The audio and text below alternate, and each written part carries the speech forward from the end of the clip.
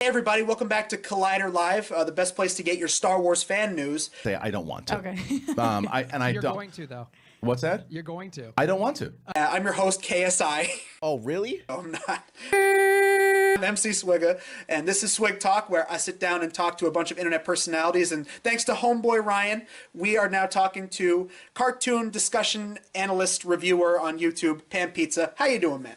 Oh yeah, I'm doing good. This is our first time we ever talked and met, so we didn't accidentally fuck up the recording at all, so it's fine. Yes. Yeah, this is second time we tried this. We tried recording once and the audio came out staticky, so second time, baby. All right. What was the questions you have not asked me at all before? What are they? The first question is what got you into cartoons? Because that's what your channel is known for. So what really got you into that? Was that something you were just huge on as a kid? Well, always, yeah.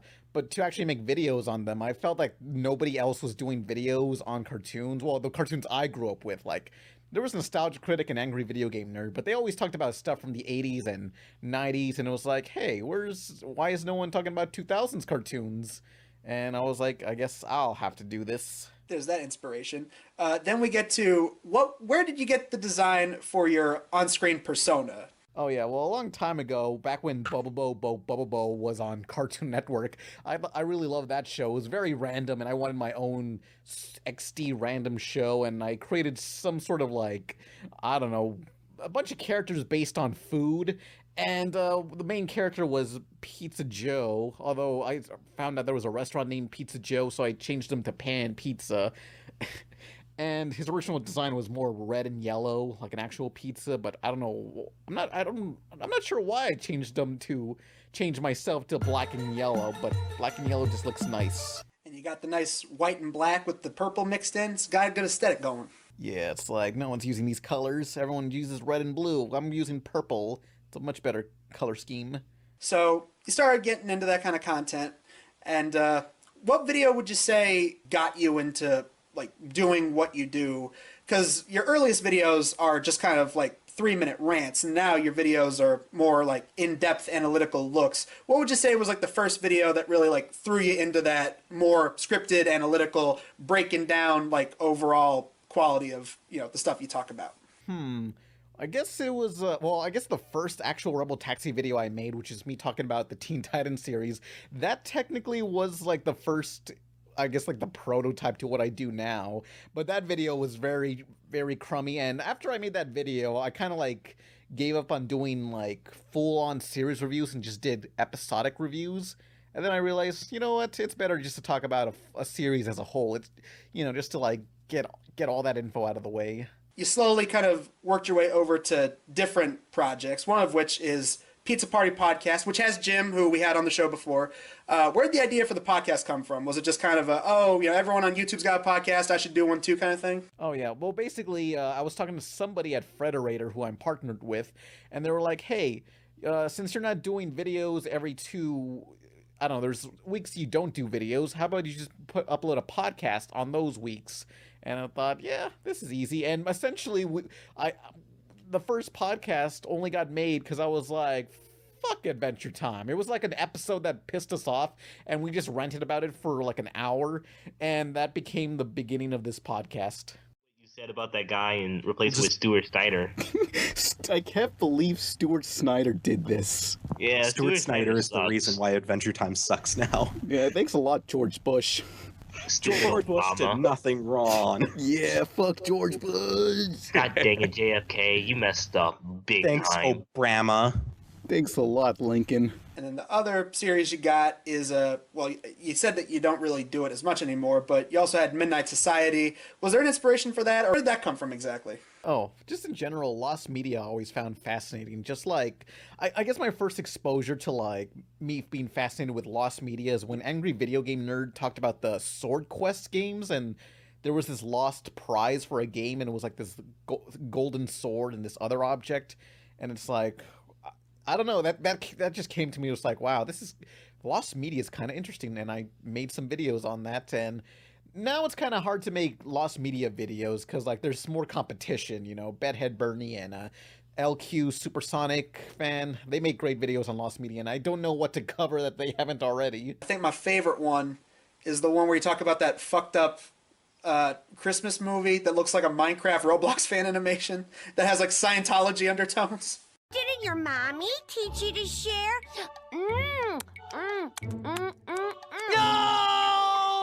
That's so fucked up. And they got big names in that shit too. Yeah, like I found out. Okay, like I've asked a couple of people who worked on that how they got on board. At a convention, I met the voice of Belle from Beauty and the Beast, and she was like, "Oh wow, someone remembers that," and she was laughing at that, but she does not remember how she got on. But the original Black Power Ranger, I asked him, and apparently one of his friends was an animator on that thing, and he just wanted to help him out, and that's why he's a voice on there. Oh no.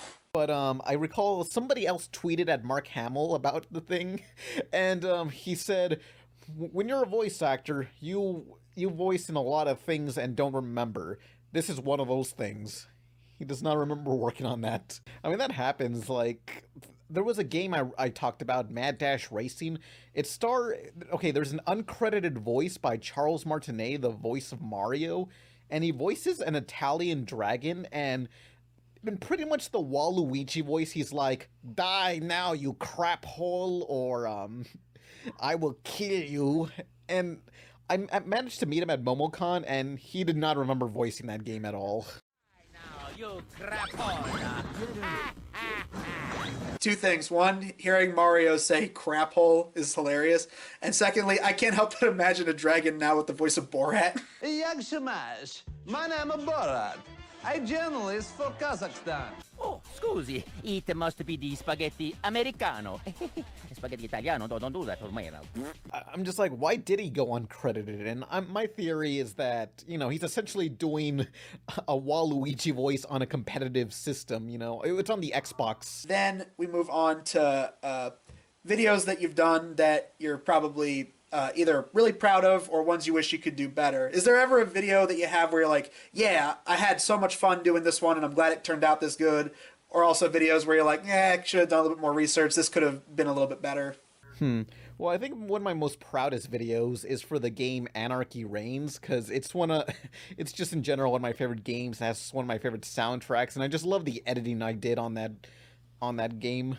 But one thing I wish I could redo is there's a couple, but one of them comes to mind is the GoldenEye Rogue Agent. Like, it's supposed to be a spiritual sequel to GoldenEye, the 64 game, even though it has nothing to do with GoldenEye at all. Essentially, you've seen the movie GoldenEye, or no? I've seen a little bit of it on TV. I played the 64 game, but as for the movie, only seen a little bit on TV. Yeah, well, if you remember, like, the GoldenEye in the movie was a satellite that shot lasers to targets on the Earth. But the GoldenEye in this game, GoldenEye Rogue Agent, it's literally about a guy with a golden eye. Making this up, it's that shameless. There was no golden eye in GoldenEye. There was also never a Kane in Citizen Kane. Hey, I got an idea. Let's make a Moonraker video game where you rake leaves on the moon. I really wish these guys directed Honey, I Blew Up the Kids. They would have made that film a lot more exciting. Yeah, they made the most literal translation of the title just to cash in on the name GoldenEye. You see, guys, it's called GoldenEye. So what we got to do is we have to have him have a screw for an eye, and it's painted gold. And Will Smith's gonna come out in one scene and go, "What is this? Some kind of golden eye?" I wish he came out on this, yeah. He came out painted up all blue. I mean, this game couldn't even get Pierce Brosnan in there. Oh, man. They couldn't even get James Bond himself to show up in this shit. No, they have like a weird, James Bond does show up in the game, but his model is like this weird, not quite Pierce Brosnan character model. I don't know what to describe it as. Oh, that's what, because you said this was an EA game, right? Yeah, I think EA and Activision, I think they owned the license to GoldenEye at the time. Good job, EA. EA Sports. It's in the game. It was just the most shameless, let's cash in on the GoldenEye name. But I would love to redo that video because I could do so much better with it, and just the fact that it's just the shamelessness of it is amazing. So, then we kind of pan over to, this is a personal question. Everyone's gonna be asking this. Where did your love of Goth Girls come from? Well, surprisingly, as a kid, I didn't really care for Goth Girls. I thought goths, emos, and scenes were all lame. But as I got older, I got nostalgic, and it was just like, I just like the color scheme of black with like purple or red, and just, I don't know. I just love the aesthetic of it. Aesthetic.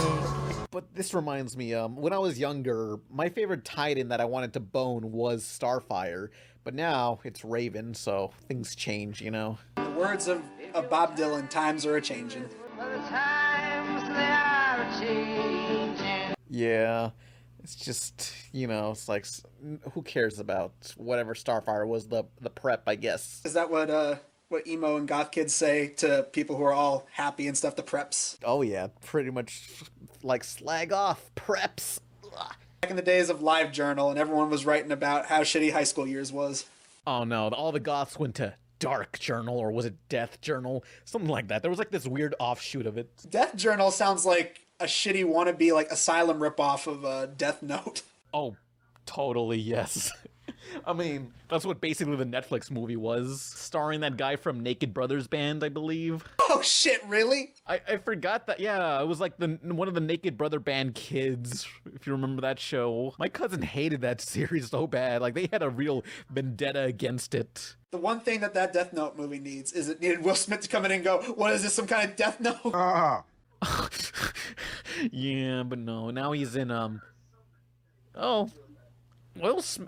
okay, maybe there's hope for Will Smith with that one Pigeon movie by Blue Sky, Spies in Disguise. Maybe that'll be good. Maybe. I mean, everyone's saying he's the best thing about the live-action Aladdin movie, and I haven't seen it yet. I mean, I would prefer like an animated remake of a live-action property. Like Disney's Black Hole was pretty fascinating. Do you know about the Black Hole? Actually, no, I don't. Oh, okay. It's one of Disney's, like, I guess you can sort of call it a sci-fi horror movie, you know, because it's basically these astronauts stuck in space and they end up in a satellite. And it has one of the most unusual endings. I mean, you gotta look up the ending. It's just them essentially going through a portal in hell. You buy Disney. Yeah, it's just like, I saw that on my DVD and I was like, is this part of the movie? Is this happening? Turning into one of those internet horror stories where the characters then turn towards the camera and their eyes go all humanistic bloodshot. Yeah, part of me wanted to believe this was like some sort of like, I don't know, creepypasta thing, or like my TV changed channels or something, because it was like, this is part of the same film? It just comes out of nowhere, almost. That's awesome. Yeah, but now that Disney owns Star Wars, they don't care about the Black Hole or Tron, because those properties were made just to compete with Star Wars, but now that they own Star Wars, they don't need those knockoffs. Well, it's because Disney owns everything now, man. Disney is going to put eventually we're going to live on a planet that has fucking Mickey Mouse ears on it. Yeah, someday. Anyway, so this is kind of the final point. This is the wrap up. Letting the people at home know what any future projects you got working on. Shout out some social medias. All right. Well, I guess upcoming videos is a cartoon stuck in development hell, like, you know, the Goon or the Invader Zim movie, which that's got announced, but the Goon is still all over the place on whatever's happening to that. I don't know. But yeah, you can just follow me on Instagram and Twitter mostly. I used to be on Tumblr, but that place is dead. Hell yeah, it is. Wait, haven't people been leaving Tumblr since they got rid of the not safe for work art? Yeah. Yeah, they are. It's like, well, I guess my work's not needed here. That concludes this episode of SwigTalk Podcast. As for upcoming Swigga videos, I was thinking about maybe doing some more Swig Talks, talking about movies and, you know, events that we go to, like the Too Many Games one. And as for Swigga parodies, I got Parody in the USA, which is obviously Miley Cyrus's Party in the USA. So, yeah, that concludes this episode of Swig Talk Podcast, and this has been the man, the myth, the meme, the deep dish, Pan Pizza. Signing off, everybody. Woo-hoo, bye.